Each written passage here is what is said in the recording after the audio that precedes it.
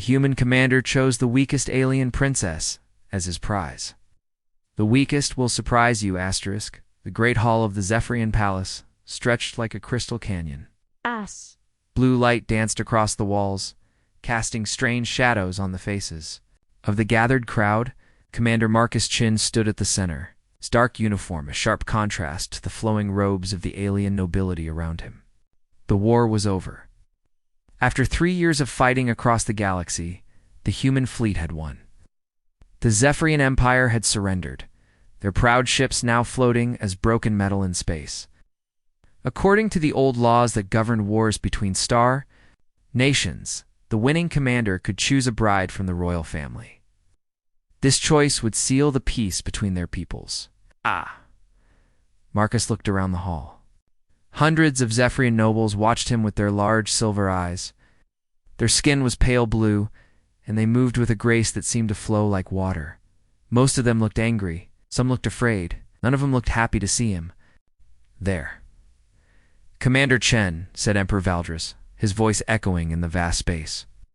The Emperor was tall, even by Zephyrian standards, with silver hair that seemed to glow in the blue light. You have earned the right to choose. My daughters will present themselves to you. Marcus nodded. He had studied this moment for weeks. His advisors had given him files on each princess, explaining their strengths and weaknesses. The choice he made would affect the future of both species. The first princess stepped forward. Princess Vera was a warrior, her muscles visible even. Under her ceremonial robes, she carried herself like a soldier, her back straight and her eyes hard. I am Vera, she said, her voice strong and clear. I have led armies in battle. I have conquered 12 star systems. Choose me, and you will have a strong alliance. The crowd murmured approval. Many of the nobles nodded. Warrior princess. Made sense for a military alliance? The second princess moved forward with calculated steps. Princess Nira was shorter than her sister, but her eyes were sharp and intelligent. She wore robes covered in complex patterns that seemed to shift and change. I am Nira, she said. I control the trade routes through 7 sectors. I have made our empire rich. Choose me, and you will have wealth beyond measure. Marcus watched her carefully. His intelligence report said she was brilliant with numbers and trade deals. The human colonies could use someone who understood galactic economics. Princess Thala came next. She was surrounded by a faint glow, and small objects floated around her without being touched. I am Thala, she said, her voice carrying a strange echo. I have mastered the old technologies. I can open doors between stars and speak to minds across the galaxy. Choose me, and you will have power over space itself. The crowd was impressed. Even Marcus felt a chill at the display of psychic power. The Zephyrians were known throughout the galaxy for their mental abilities, and Thala seemed to be their finest example. The fourth princess approached with careful, measured steps. Princess Kira had the look of someone who thought deeply about everything. She wore simple robes, but her eyes held the weight of great knowledge. I am Kira, she said. I have studied the laws of 1,000 worlds. I have ended wars with words instead of weapons. Choose me, and you will have peace that lasts. Marcus had read about her diplomatic victories. She had prevented 3 wars through negotiation alone. For a lasting peace, she might be the perfect choice. Then came the 5th princess. Princess Lyra was smaller than her sisters. Her robes were plain, without decoration or shine. She walked slowly, as if each step required great effort. When she reached the center of the hall, she stumbled slightly, catching herself before she fell. The crowd shifted uncomfortably. Some nobles looked embarrassed. Others whispered among themselves. I am Lyra, she said, her voice so quiet that Marcus had to lean forward to hear her. I have no armies to command. I have no wealth to offer. I have no great powers to display. I can only— She paused, looking around the hall with sad eyes. I can only promise to do my best. The Emperor looked uncomfortable. Commander, you have seen my daughters. Each brings great gifts to this alliance. Choose wisely. Marcus walked slowly in front of the 5 princesses. His officers watched. Nervously, his advisors had prepared him for this moment. but now he was having doubts about their advice. He looked at Vera, the warrior. She was strong, but her files showed she had been cruel to prisoners during the war. She might be too aggressive for peace. He looked at Nira, the merchant. She was clever, but intelligence reports suggested she cared more about profit than people. Peace needed someone who valued life. He looked at Thala, the psychic. Her power was amazing, but she had used it to read the minds of enemies without permission. Trust would be difficult with someone who could invade thoughts. He looked at Kira, the diplomat. She was wise, but her own people feared her because she always seemed to know their secrets. A leader needed to be approachable. Finally, he looked at Lyra. During the presentations, while her sisters had shown their strengths, Marcus had watched Lyra carefully. When Vera spoke of her conquests, Lyra's face had shown sadness for the soldiers who died. When Nira mentioned wealth, Lyra had glanced at the servants, as if thinking about those who had little. When Thala displayed her powers, Lyra had looked worried, not impressed.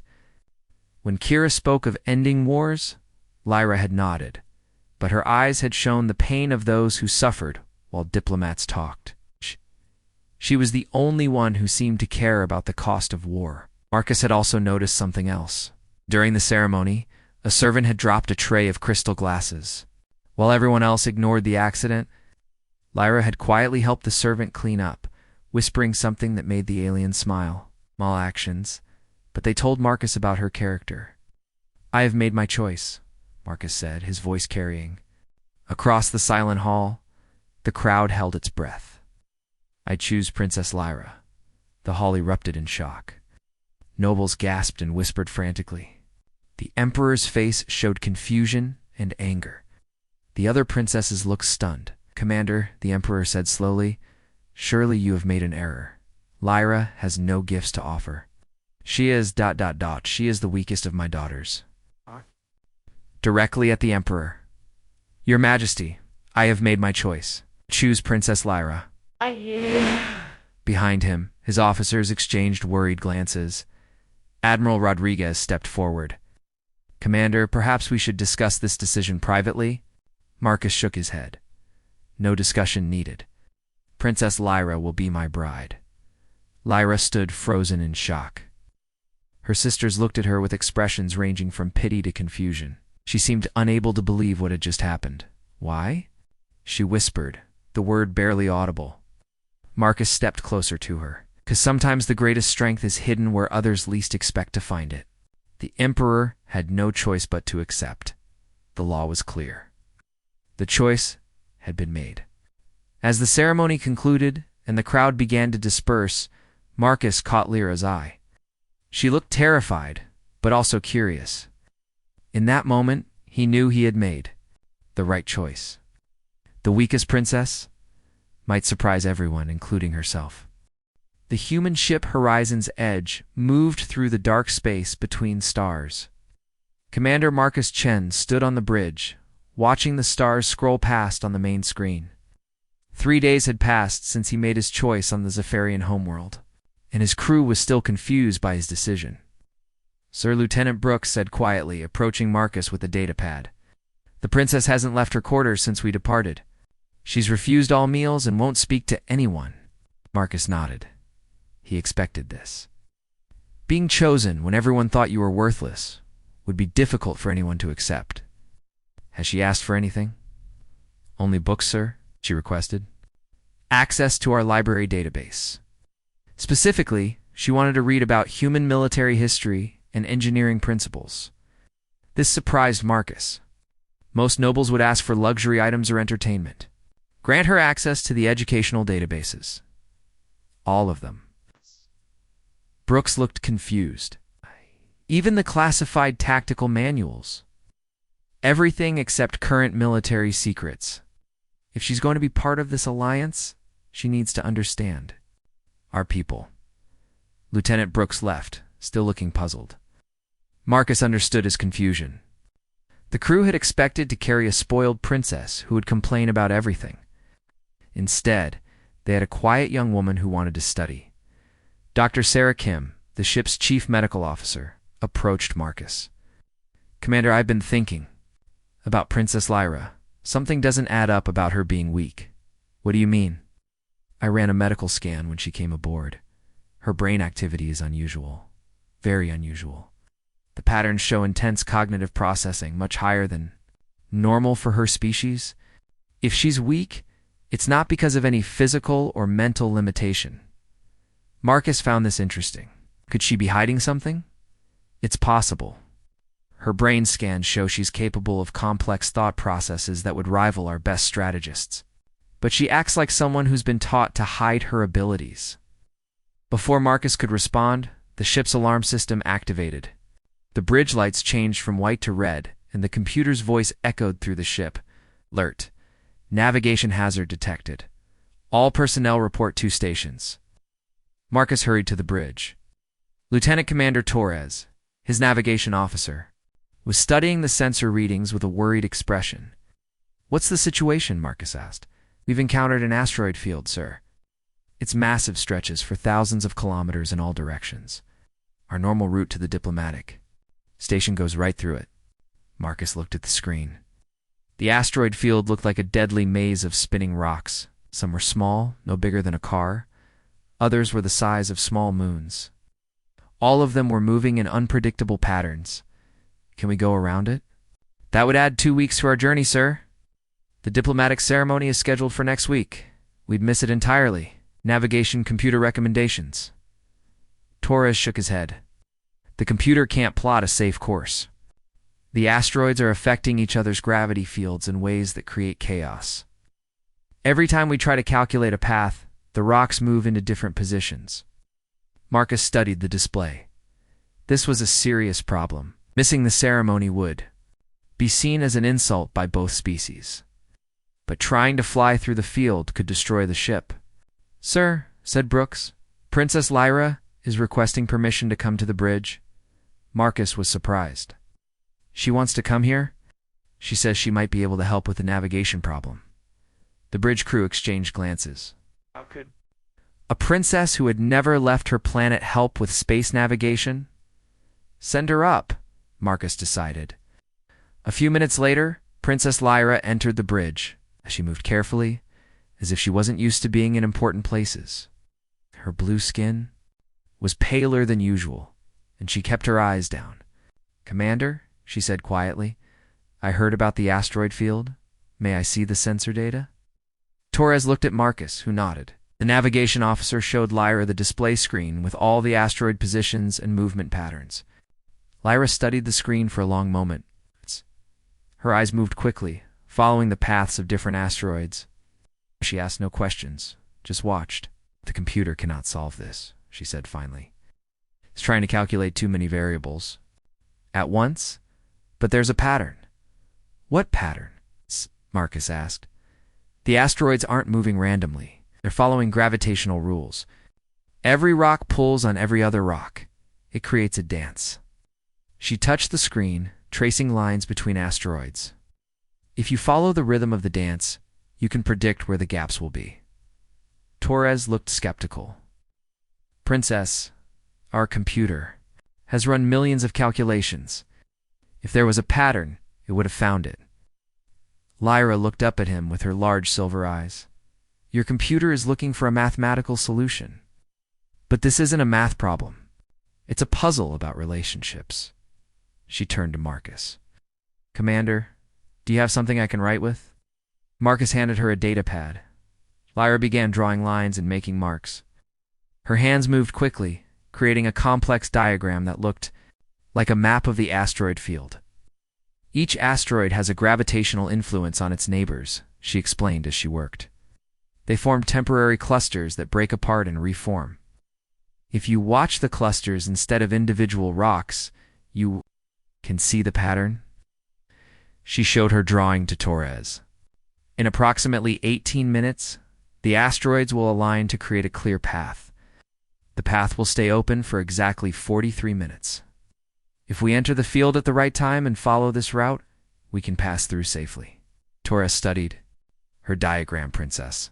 This is incredibly complex. How did you calculate all of this in your head? Lyra looked embarrassed. I see how things connect to each other. It's not really calculating.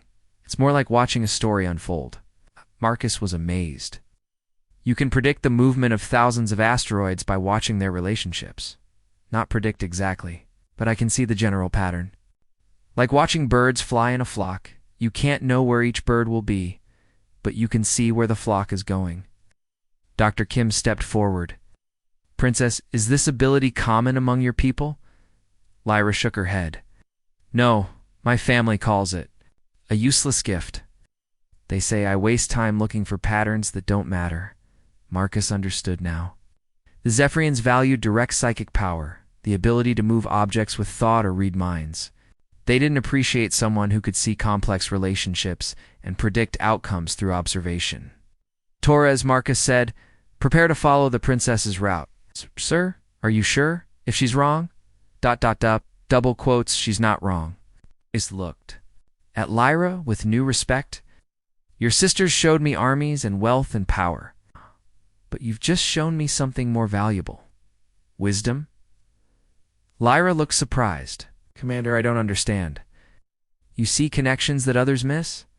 You understand how complex systems work together? That's not weakness, Princess. That's a gift that could change how our species work together. The ship followed Lyra's route through the asteroid field. Her timing was perfect.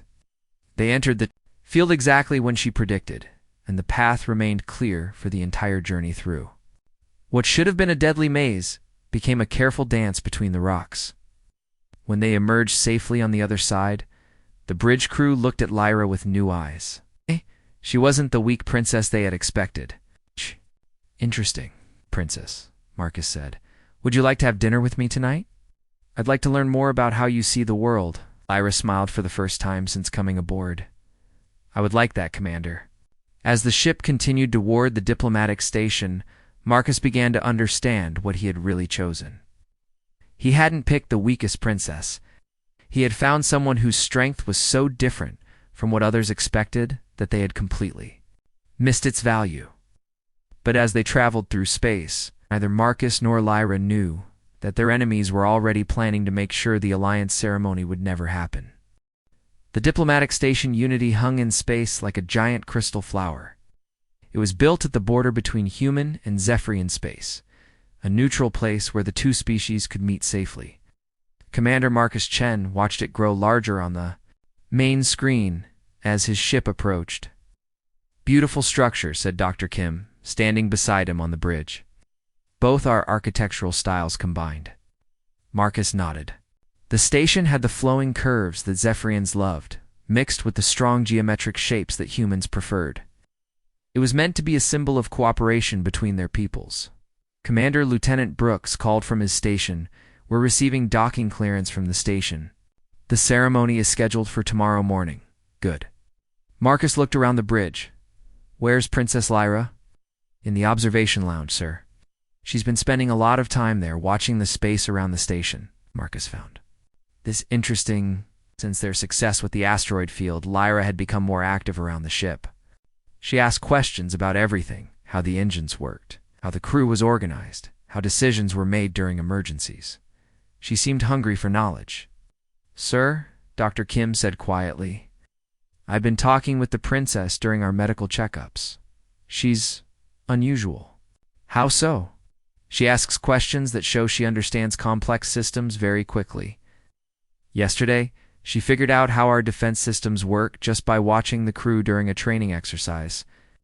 She sees patterns in human behavior the same way. She saw patterns in those asteroids. Before Marcus could respond, the ship's emergency alarm began screaming. Red lights flashed across the bridge. Multiple contacts approaching fast. Torres shouted from navigation. 20 ships, coming from 3 different directions. Marcus ran to the command chair. Identification, human and Zephyrian. Vessels, sir. They're not responding to our signals. Station Unity is under attack, came a voice over the communication system. All ships. This is Station Commander Park. We are under attack by unknown forces. Request immediate assistance. Marcus watched the tactical display. The attacking ships were moving in a coordinated pattern, surrounding the station. This wasn't a random attack, it was a carefully planned assault. Sir Brooks said, Princess Lyra is requesting permission to come to the bridge. Send her up immediately. Lyra arrived within minutes, but she looked different. Her usual nervous manner was gone. Instead, she moved with purpose and confidence that Marcus had never seen before. Commander, she said, I need to see your tactical display and crew positions. Marcus showed her the screens. Lyra studied them quickly, her eyes moving between the attack patterns and the defensive positions. This isn't what it appears to be, she said after a moment. What do you mean? The attackers aren't trying to destroy the station. They're trying to force specific responses from the defenders. Look at their formation. They're deliberately leaving gaps in their attack. Marcus looked at the display. Again, you're right. They could have overwhelmed the station's defenses, but they're holding back, because they want the station to survive long enough for something else to happen. Lyra's voice was steady and sure. Commander, I need to tell you something important. I haven't been completely honest about my abilities. What abilities? My people call it strategic empathy. I can read the emotional patterns and motivations of others, even from a distance. I can predict how people will act based on their underlying feelings and goals. Marcus stared at her. You can read minds? Not exactly. I can't hear thoughts like my sister Thala, but I can sense the emotional reasons behind people's actions. I can see when someone is afraid, angry, desperate, or lying. More importantly, I can predict what they'll do next based on those emotions. Princess, why didn't you tell me this before? Lyra looked sad. Because in my culture, strategic empathy is considered dangerous. People with this gift have started civil wars in the past. My family made me hide it. They told everyone I was weak and powerless. Ships shook as enemy weapons' fire struck their shields. Marcus realized they could discuss this later. Right now, they had a battle to fight. Can you use your ability to help us, yes? But first, I need to tell you something else. I've been studying your military tactics and strategies since I came aboard. I've also been analyzing the emotional patterns of your crew. I know how humans think in combat situations. Marcus was amazed. You've been learning to fight like us, not just learning. I've been developing countermeasures for standard human attack patterns. I've also been studying Zephyrian military doctrine. If these attackers are from both species, I can predict their strategies. Another explosion rocked the ship. On the screen, Marcus could see the station's defenses beginning to fail. What do you need from me? He asked. Complete tactical control of the battle. I can see what our enemies are planning, but I need to be able to give orders to coordinate our response. Marcus looked at his bridge crew. They all seemed shocked. By what they were hearing, the quiet, weak princess was asking to command them in battle. Sir Torres said hesitantly, Are you sure about this? Marcus thought about the asteroid field. Lyra had seen patterns that their computers couldn't detect. She had been right then. Princess Lyra, he said formally, I'm placing you in tactical command of this engagement. Lyra nodded and moved to the tactical station. She studied the displays for a moment, then began giving orders. Lieutenant Brooks, signal the station. Tell them to concentrate their fire on the ships attacking from the north. Ships are carrying boarding parties. The attackers want to capture the station, not destroy it. Torres, move us to position 147, Mark 23. The enemy commander is planning to trap us against the station's hull. There's a blind spot in their formation. Dr. Kim, prepare the medical bay for casualties, but also prepare sedatives. We're going to capture some of these attackers, and I want them calm enough to question. As the battle progressed, Marcus watched in amazement. Lyra seemed to know what the enemy would do before they did it. She predicted their attack patterns, identified their weaknesses, and coordinated the defense with incredible precision. Are you doing this? He asked. I can feel their emotions, she explained while directing the ship's weapons. The enemy commander is frustrated because their plan isn't working. Pilots are afraid because they're being ordered to take unnecessary risks. The boarding party leaders are angry because they know this is a trap, but they can't disobey their orders. A trap? Yes. These attackers are being manipulated by someone else. They think they're here to prevent our alliance, but they're actually here to be caught. Someone wants both our species to see humans and Zephyrians working together against a common enemy, Marcus understood. They're trying to force us to cooperate. Exactly, but they've made a mistake. They assumed I would be helpless in battle. They didn't plan for someone who could read their true intentions. The battle turned quickly after that, with Lyra predicting enemy movements and Marcus coordinating the tactical response. The attacking ships found themselves outmaneuvered at every turn. Within an hour, most of the attackers had been captured or disabled. As the immediate danger passed, Marcus looked at Lyra with new understanding. She wasn't just intelligent, she was a strategic genius whose abilities had been wasted by a culture that feared her gifts. "Princess," he said, "I owe you an explanation for why I chose you." "I think I know," she said quietly. "You read my intelligence file?" "Yes." "You were the only member of your family who opposed the war from the beginning. You tried to find peaceful solutions while your sisters wanted to fight. You saw the cost in lives, while others only saw the glory of victory." Lyra smiled sadly. "Now you know why my family considered me weak. In their eyes, caring about casualties is a sign of failure. In human eyes, it's a sign of wisdom." Marcus looked at the tactical display, where the captured enemy ships were being secured. "Princess, would you be willing to help me question these prisoners? I have a feeling this attack was just the beginning." Lyra nodded. "I can sense their motivations and tell you when they're lying. But Commander, there's something else you should know." "What?" "I can feel emotions from great distances. Even now, I can sense that there are other hostile forces moving toward this station. Bigger forces. This attack was meant to weaken our defenses before the real assault begins." Marcus felt a chill. "How long do we have? Maybe 6 hours? Perhaps less." As alarms began sounding again across the station, Marcus realized that the real test of their alliance was just beginning. But for the first time since leaving the Zephyrian homeworld, he felt confident they could face whatever came next. After all, he had chosen well. The weakest princess had just saved them all. The interrogation room on Station Unity was small and cold.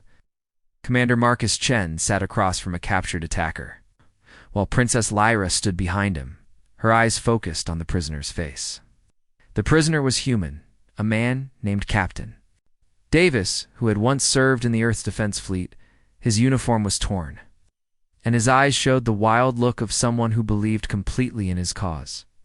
"Why did you attack the station?" Marcus asked. Davis laughed bitterly.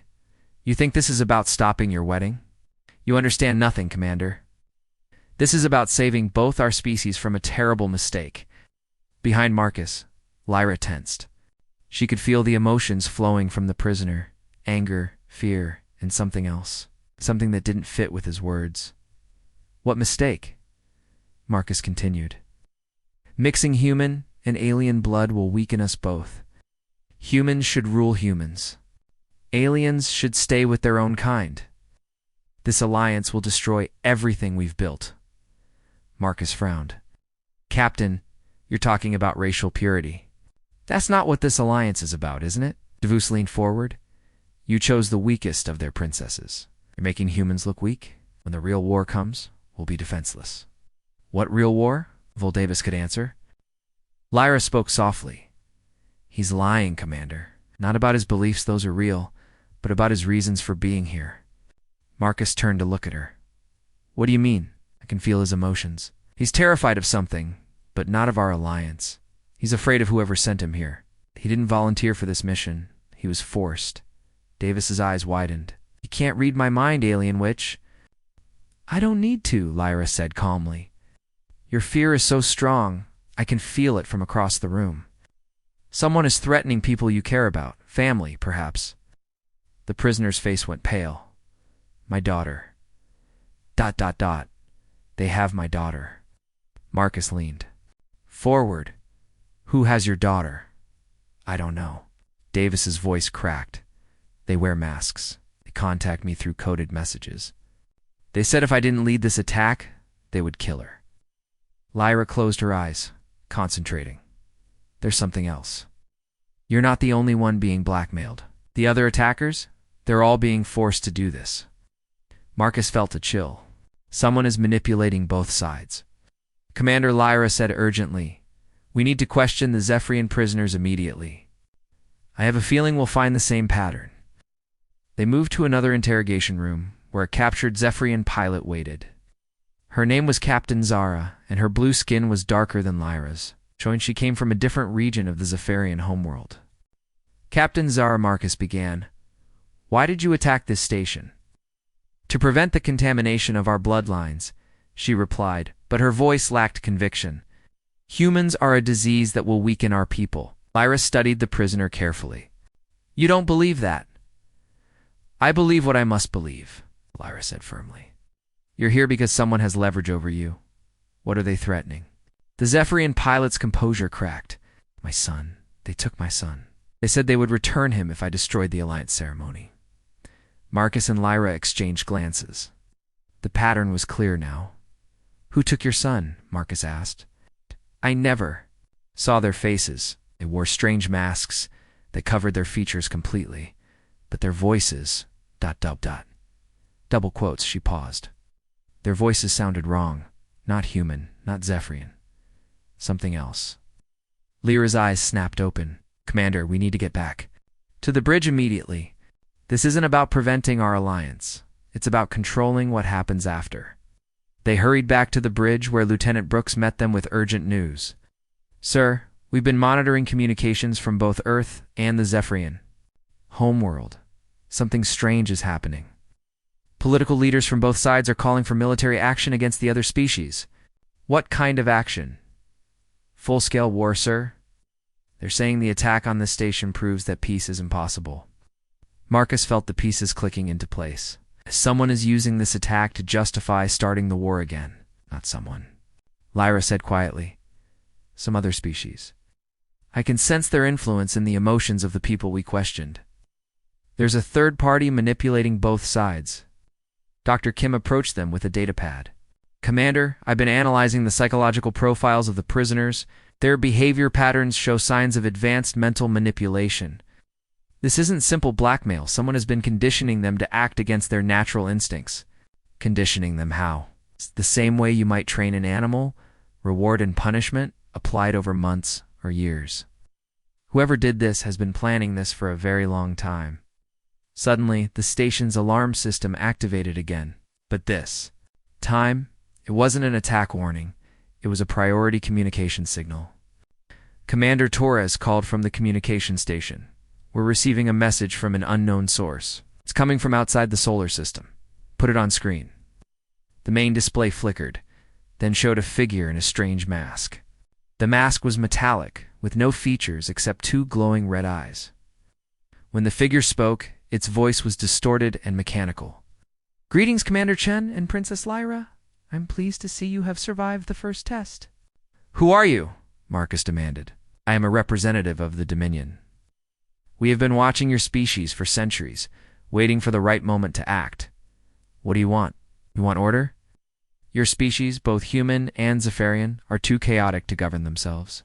You fight endless wars, destroy your own planets, and spread conflict wherever you go. We have decided to bring peace to this galaxy." Lyra stepped forward.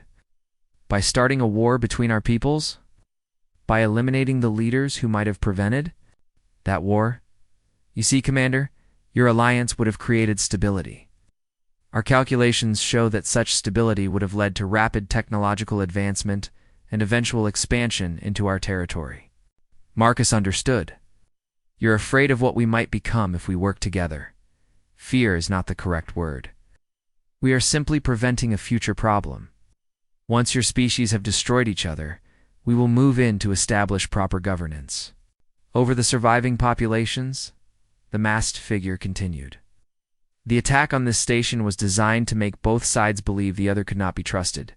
Even now your governments are preparing for war. The moderate leaders who supported this alliance are being replaced by extremists who demand revenge." "You're monsters," Marcus said. "We are practical. Your marriage ceremony will never happen. Your species will fight until only one remains, and that one will be too weak to resist our rule." The transmission ended, leaving the bridge in stunned silence. Commander Lyra said quietly, "I can feel something else through my empathy. Being we just saw, It wasn't the real leader? It was a puppet, like the prisoners we questioned. What do you mean? Someone else is controlling the Dominion representative, just like they controlled our attackers. The real enemy is still hidden. Marcus looked at the tactical display. More ships were approaching the station, both human and Zephyrian vessels. But these were official military forces, not more attackers. The reinforcements are arriving, he said. If they believe we're enemies, ... They'll finish what the attack started, Lyra completed. Commander, we have maybe an hour before? Both fleets arrive. We need to prove to them that we're being manipulated by a third party. Marcus nodded. What do you suggest? We need to find the real enemy, and I think I know how to do it. As the two fleets approached through space, Marcus realized that the real battle was just beginning. But for the first time since this crisis started, he felt hope. The weakest princess had become his strongest ally. Now they just had to save two civilizations from destroying each other. The command center of Station Unity buzzed with desperate activity.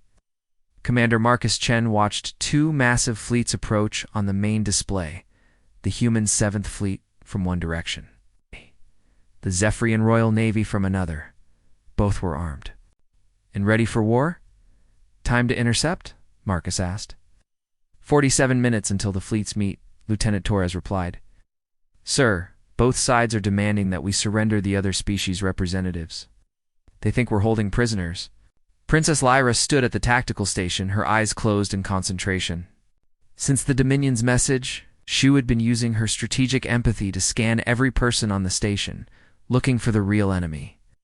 Princess Marcus said gently, Have you found anything? Yes, she said without opening her eyes. But it's not what we expected. The person controlling everything isn't hiding among the prisoners or the attackers. They're much closer. What do you mean? Lyra opened her eyes and looked directly at Dr. Kim. The puppet master has been with us all along. Dr. Kim smiled, but it wasn't her usual friendly expression. It was cold and calculating. Very impressive, Princess. I was told your abilities were weak. Marcus stared in shock. Sarah, you're behind this? Not me, Dr. Kim replied. I'm just another puppet like the Dominion representative. But unlike the others, I volunteered for this role. Why? Because I believe in order. I've watched humans fight meaningless wars for decades. I've seen the chaos that comes from letting people make their own choices. The galaxy needs guidance from those wise enough to provide it. The Dominion. Dr. Kim laughed. The Dominion is just another group of puppets. The real rulers are much older, much wiser. They've been guiding the development of younger species for millions of years. Lyra stepped forward. I can feel your emotions, Dr. Kim. You're not as confident as you sound. You're afraid that your masters might abandon you if this plan fails. My masters don't abandon loyal servants. No, Lyra said quietly. But they do dispose of servants who are no longer useful. You've started to doubt whether they really care about order or whether they just enjoy controlling others. Dr. Kim's confident expression flickered for a moment. You're trying to manipulate me? I'm trying to help you see the truth? Your emotions are showing me everything. You've been conditioned to believe that chaos is bad and control is good. But deep down, you know that the freedom to choose is what makes life worth living. Marcus realized what Lyra was doing. She was using her empathy not just to read emotions, but to help Dr. Kim understand her own feelings. Sarah, Marcus said softly, you've been my friend for 3 years. I've seen you risk your life to save injured soldiers. That compassion wasn't fake. It was real. Your masters may have changed your thoughts, but they couldn't change your heart. Dr. Kim's hands began to shake. I don't know what's real anymore.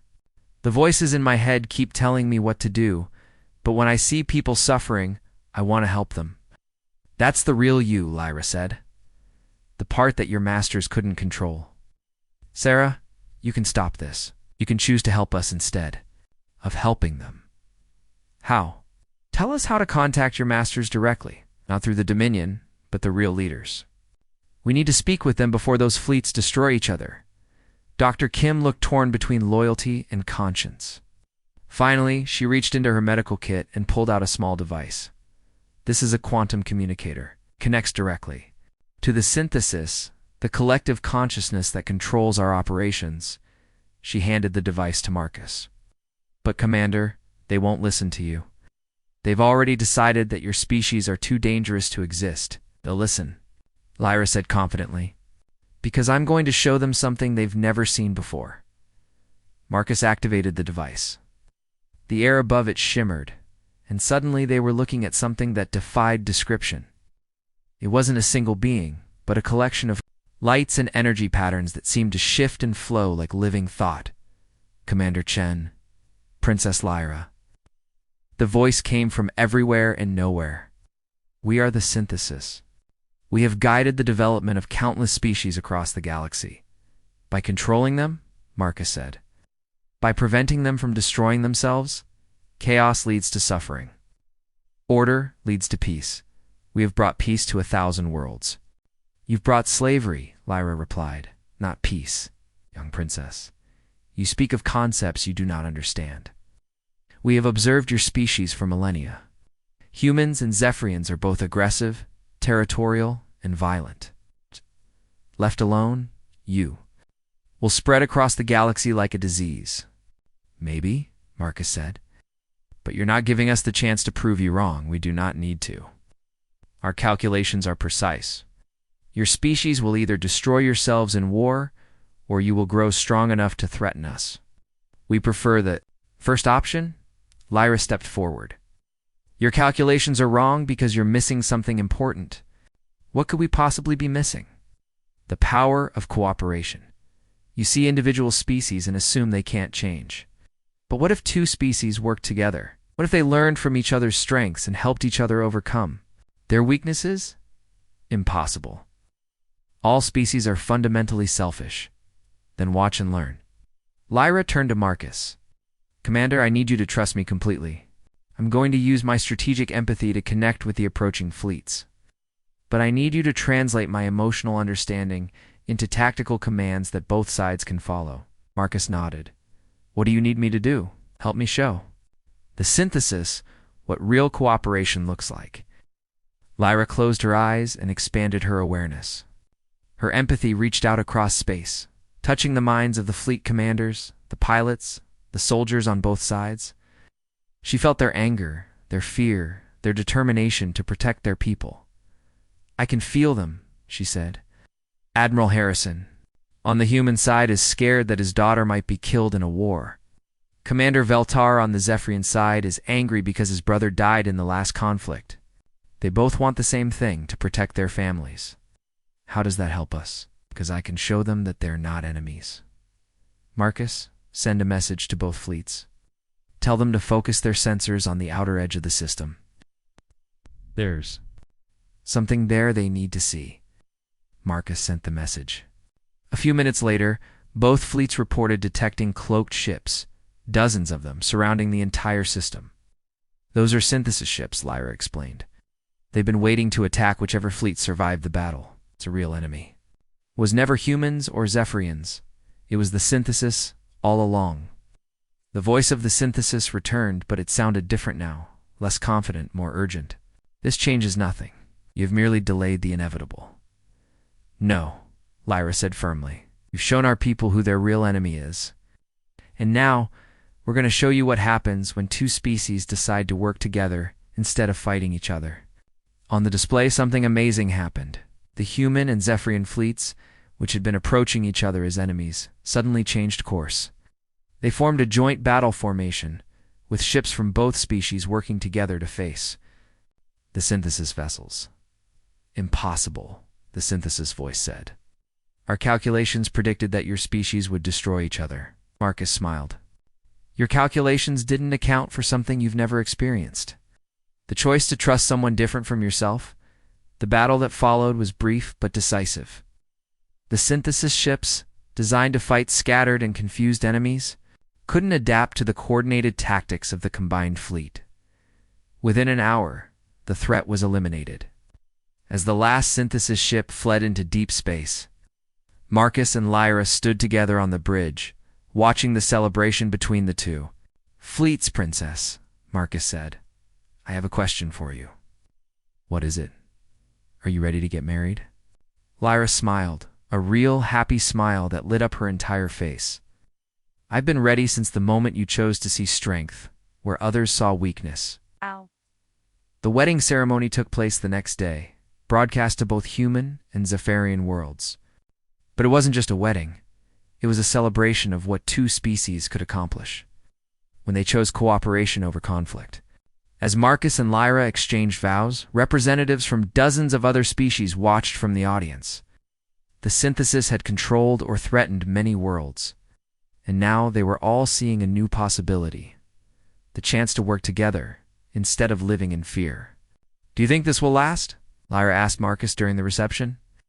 I think it will last as long as people remember that strength comes in many forms, Marcus replied, and that sometimes the wisest choice is to trust someone who sees the world differently than you do. Dr. Kim approached them, looking nervous but hopeful. Commander, Princess, I wanted to apologize and to thank you. You helped me remember who I really am. What will you do now? Lyra asked. Help the other people who were controlled by the synthesis. There are hundreds of them throughout the galaxy. I'll need someone who understands what they went through. As the celebration continued around them, Marcus reflected on the journey that had brought them here. He had chosen the weakest princess as his prize, and in doing so, had found the strongest possible ally. Sometimes the most valuable strength was the kind that others couldn't see, sometimes the best way to protect your